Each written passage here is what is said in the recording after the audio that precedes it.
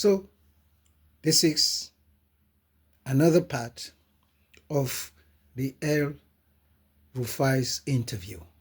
Let's go.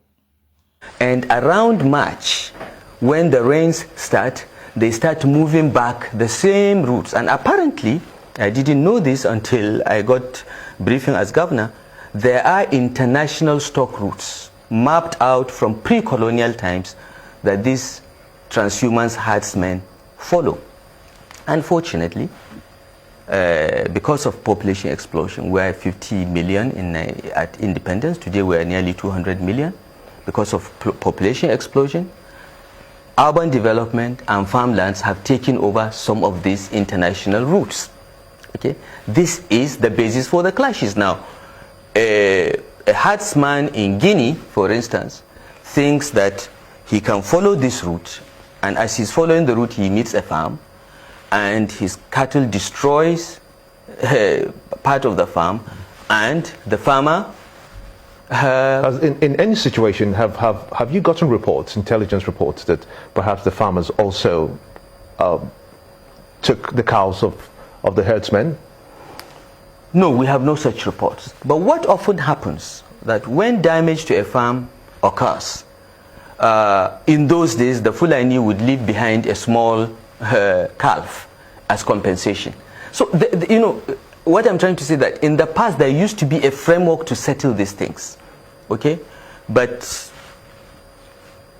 that framework has more or less collapsed. So when we understood this, so Agwai committee identified this and said, and they also found that some of what we are seeing in southern Kaduna were reprisal killings for what happened in 2011. Because in 2011, as the herdsmen were moving their cattle back to their countries or to their locations in various parts of northern Nigeria, the post-election violence took place in April.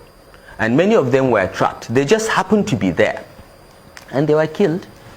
Cattle, their livestock lost, and so on. And so some of them were coming back to do reprisal killings. Most of the Fulanis within Nigeria filed claims. Okay, because there was the Lemu Commission of Inquiry that looked at this problem and made recommendation that federal government should pay compensation to those that lost cattle. Pardon me, but where did this happen? Where were they trapped? They were trapped mostly around Zonkwa in Zambon Katav local government, Kaura and Jema'a. Okay. These were all in southern Kaduna? Yes, these are in southern Kaduna. And this happened to be also the areas where we have these problems today. Okay? There are 8 local governments in southern Kaduna. Only 3 or 4 have this problem. Okay? And this is where mostly the killings in 2011 took place. Now, after the Lemu Commission made recommendations, and the Judicial Commission of Inquiry set up by Kaduna State also made similar findings, compensation was offered to those that were killed, displaced, and so on.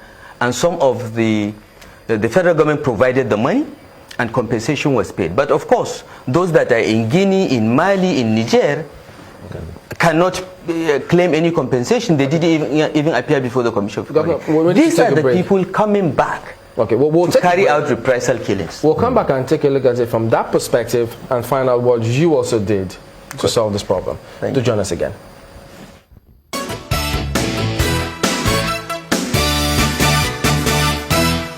Welcome back to Sunrise Today, continuing our conversation with the Governor of Kaduna State, His Excellency Nasir El-Rufai. He's here with us in the studio.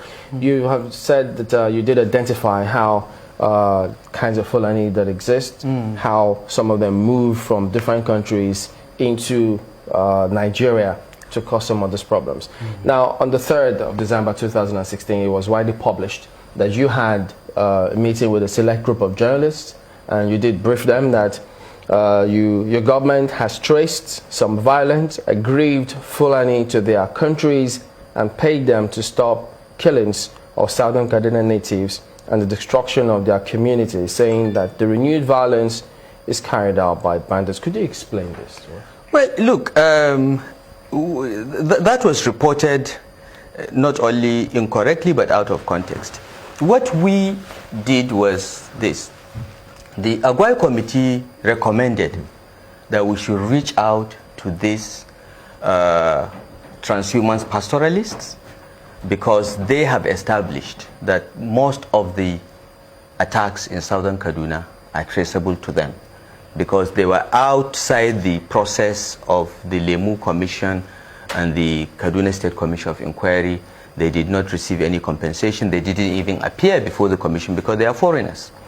And one of the members of the Aguai Committee fortuitously was part of a team that the late governor of Kaduna State, Patrick Yakowa, was sending to reach out to these people. Apparently, Yakowa also stumbled onto this information and realized that he had to reach out to these transhumance pastoralists from other countries. And that process was going on. If you look at Yakowa's tenure, in 2011 there were attacks. But he started this outreach, and throughout 2012 until he died, there were no attacks as such. Okay, so one of the members of the committee mentioned this, and it was in the Aguai recommendation to reach out to these people through NGOs, civil society organizations, and so on. So we reassembled the team and said, go out and talk to them. Tell them that this has to stop. Tell them that we are willing to offer compensation for lost lives, for lost livestock, but it is senseless to keep killing people because you feel that you've been offended. So did they respond to you? Yes. Pardon? Did they respond to you positively? They did. We sent a team and they went round, and by the time they made 3 or 4 such groups, the killing stopped. So between